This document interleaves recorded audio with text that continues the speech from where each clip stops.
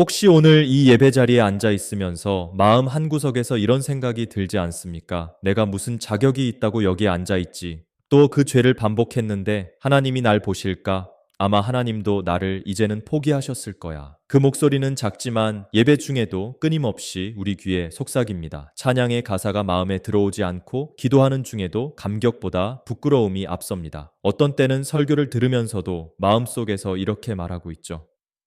좋은 말씀이네. 그런데 그건 나한텐 해당되지 않아. 나는 이미 자격을 잃었으니까. 혹시 기도하려고 무릎을 꿇었다가 한숨만 길게 쉬고 자리에서 일어난 적이 있습니까? 감사와 찬양보다 먼저 떠오르는 건 어제의 부끄러운 장면, 지난주의 실패, 그리고 수년째 반복되는 연약함입니다. 그 기억이 너무 선명해서 하나님께서 나를 보시면 눈살을 찌푸리실 것만 같습니다. 어쩌면 그래서 하나님께 나아가는 것 자체가 두려운 분도 있을 겁니다. 기도하려고 하면 먼저 나 자신이 막습니다. 예배 자리로 발걸음을 옮기면서도 마음은 무겁고 고개를 들기 어렵습니다. 저도 압니다. 그 감정은 단순히 양심의 가책만이 아닙니다. 오히려 하나님을 사랑하기 때문에 생기는 깊은 아픔입니다. 왜 나는 변하지 못할까? 왜 나는 여전히 약할까? 하나님을 사랑하기 때문에 하나님께 실망을 드린 내 모습이 더 괴로운 것입니다. 그런데 우리는 이런 죄책감 속에서 아주 중요한 진실 하나를 자주 놓칩니다. 그것은 하나님은 죄를 가볍게 보시는 분이 아니지만 죄 때문에 당신을 버리시는 분도 아니라는 것입니다. 오히려 죄와 실패의 한가운데에서 당신을 찾아오시는 분이 하나님이십니다.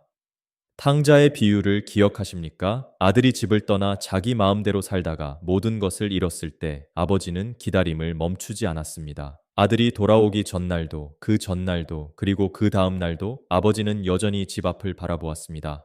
그 기다림은 잘못을 가볍게 덮어버리는 값싼 용서가 아니라 아들을 다시 안고 싶은 간절함이었습니다. 탕자가 집으로 돌아올 때 그는 이렇게 말하려고 준비했습니다. 아버지, 저는 아버지의 아들이라 불릴 자격이 없습니다. 종으로라도 받아주십시오. 하지만 아버지는 그 말을 끝까지 듣지 않았습니다. 그를 끌어안고 옷을 입히고 잔치를 열었습니다. 혹시 당신은 지금 탕자가 준비한 그 고백을 마음속에 품고 있지는 않습니까?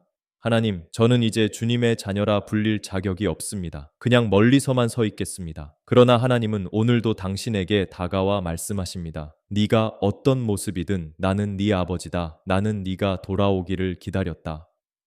우리가 죄를 지었는데도 아무런 죄책감을 느끼지 않는다면 그건 위험한 신호입니다. 하지만 죄책감이 있다는 건 적어도 내 마음이 여전히 하나님을 향해 있다는 증거입니다.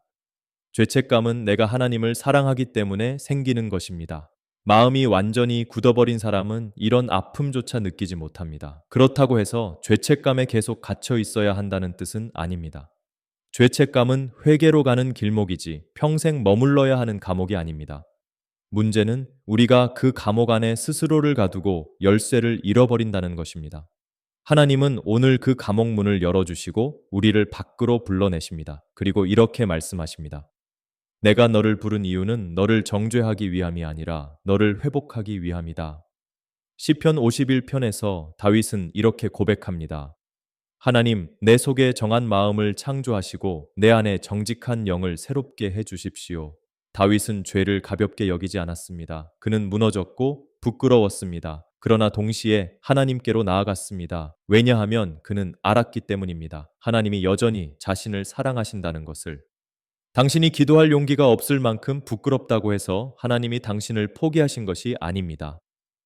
오히려 그 부끄러움 속에서 하나님은 더 가까이 다가오십니다. 그리고 조용히 말씀하십니다.